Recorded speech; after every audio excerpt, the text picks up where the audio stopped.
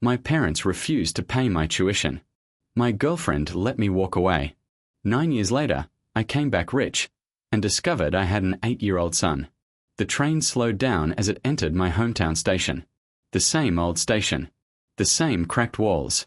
The same dusty benches. Even the air smelled the same, a mix of hot metal, street food, and something familiar that felt like childhood. 9 years. 9 years since I stood on this same platform with one suitcase and eyes full of anger. Back then, I wasn't coming home. I was escaping it. I can still hear my father's voice from that night. "I need help with tuition," I had said, trying to keep my voice steady. "Just for the first year. I'll handle the rest." He folded his newspaper slowly, like my words didn't matter. "Be independent," he said. Calm. Cold. My mother stayed quiet in the kitchen.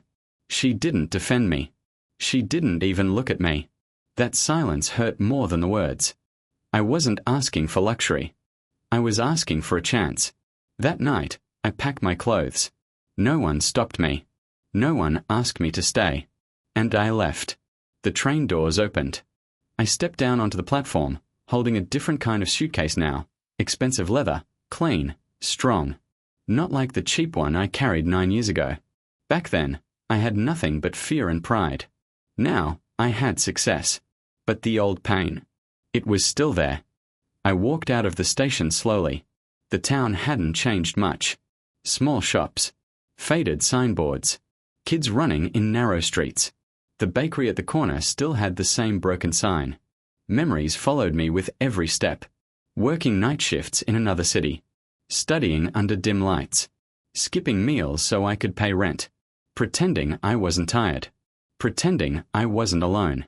There were nights I wanted to call home. But I remembered the words. Be independent. So I was. I turned the corner near the old grocery store. That's when I saw her. Aisha. She was standing outside a small cafe, wiping a table.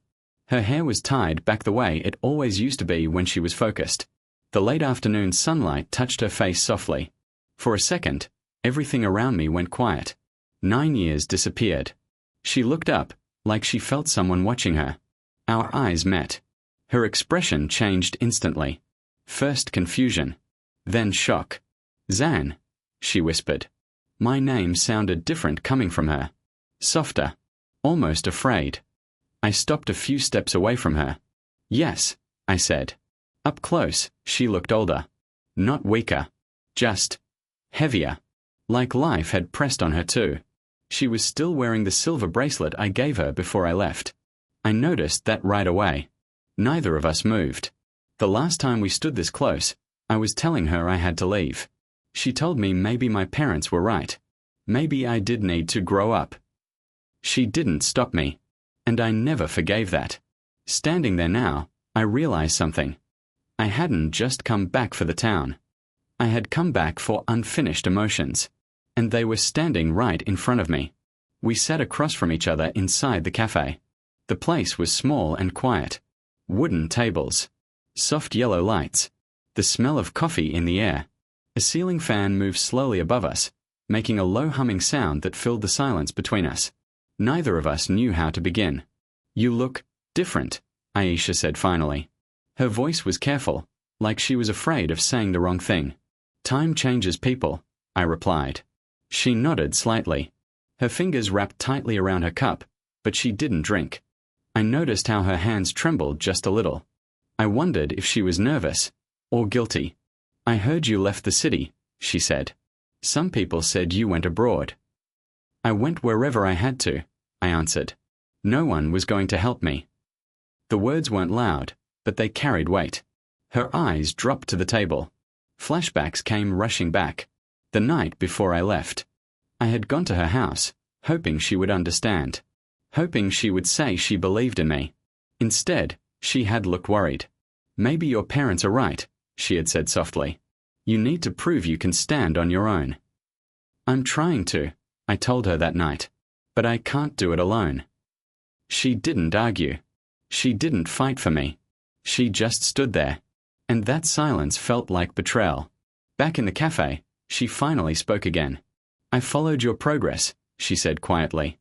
I looked up at her. How? She gave a small, sad smile. The internet makes it easy. So she knew. She knew about the scholarships I earned. The startup I built from a tiny rented room. The nights I worked until sunrise. The awards. The interviews. She knew I didn't fail.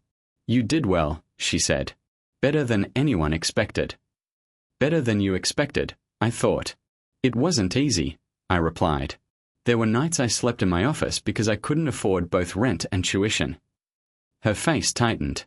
I worked 3 jobs at one point, I continued. I stopped celebrating birthdays. I stopped calling home. My voice didn't shake, but inside, the old pain still lived. I know, she whispered again. That word again. No. There was something strange in her tone. Not just regret. Something deeper. Something heavier. That's when I noticed it. Behind her, on a small shelf near the counter, there was a photo frame. I hadn't seen it before. It was slightly turned toward the customers.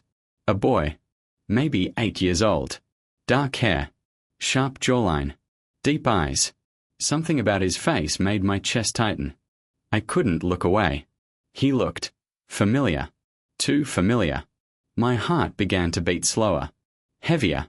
I turned back to her slowly. How old is he? I asked. Her fingers froze around the cup. The color slowly drained from her face. For the first time since I walked in. She looked afraid. Her fingers slowly loosened around the cup. The cafe suddenly felt smaller. Quieter. The sound of the ceiling fan seemed louder now, like it was counting the seconds between us. He's 8, she said softly. 8. The number echoed inside my head. 9 years ago, I left this town. 8 years ago, she never called. Never wrote. Never told me anything. I looked back at the photo. The boy's eyes.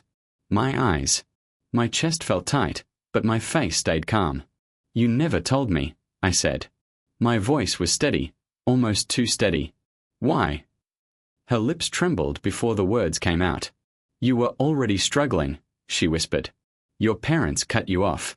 You had no money. No support. I didn't want to destroy you. I let out a slow breath. So you decided for me? I asked quietly. Tears filled her eyes, but she didn't wipe them away. I thought you would fail, she admitted. The honesty hurt more than a lie. I thought you'd come back within a year. I thought this town would pull you back. Her shoulders shook slightly. But you didn't, she continued. You kept going. Yes. I kept going. Alone. While she carried my child without telling me. Every time I saw your success online, she said, I wanted to call you. I wanted to tell you. But the longer I waited, the harder it became. Silence fell between us again. I stood up slowly. The chair scraped softly against the wooden floor. She looked up at me, fear clear in her eyes now. What are you going to do? She asked. I adjusted my watch calmly. I came back to this town for business, I said. She swallowed. I've been investing quietly for months. Her breathing became uneven. I bought this cafe yesterday. Her face turned pale. And the house next door, I continued. The landlord was happy to sell. She covered her mouth with her hand. And the apartment building where my parents still live, I added softly. Her eyes widened. They told me to be independent, I said. So I was. Every word was calm. Controlled. Not angry. That was the real revenge. Not shouting. Not blaming. Power. I walked closer to the shelf and picked up the photo frame gently. I looked at the boy's face one more time. My son deserves truth, I said. Her tears fell freely now. I wasn't protecting you, she whispered. I was protecting myself. I placed the frame back carefully. I'll send my lawyer tomorrow, I said. We'll talk about shared custody. The word lawyer made her flinch. I turned toward the door. The evening light poured inside as I opened it. Zane, please, she called softly behind me. For a moment, I paused. 9 years ago, I had stopped when she said my name. 9 years ago, I had waited for her to fight for me. She didn't. This time. I didn't look back. And that was the moment she realized. I had truly become independent.